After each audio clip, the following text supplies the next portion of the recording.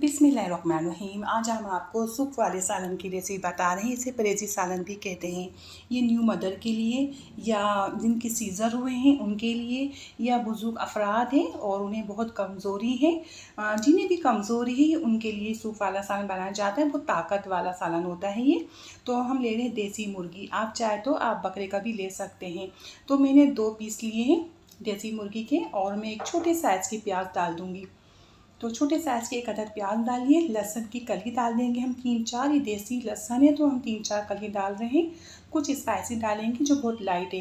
Black pepper 1/4 teaspoon, ज़ीरा powder 1/4 teaspoon, हल्दी 1/4 teaspoon, धनिया 1/2 टीस्पून, नमक अपने टेस्ट के अकॉर्डिंग ऐड करेंगे। और पानी हम इतना डालेंगे हमारी चिकन या बकरे का है, मटन है तो वो डीप हो जाए। तो चूल्हे के ऊपर रखेंगे, इसे बॉईल करेंगे।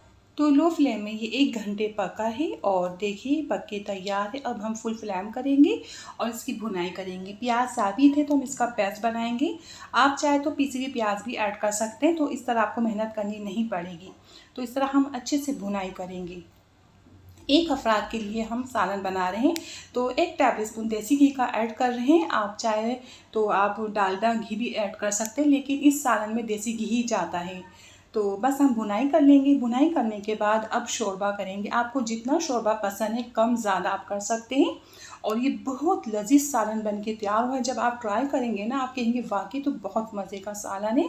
आप जिन्हें भी खिलाएंगे या सीज़र वाली को या जो कमज़ोर अफराद है बुज़ुर्ग के, तो वो खा के खुश हो जाएंगे। ये बहुत लजीज बनता है और बहुत टेस्टी। तो मैं उम्मीद करती हूँ आपको मेरी रेसिपी पसंद आई। मैं आपसे ज़्यादा चाहती हूँ। अल्लाह हाफिज़।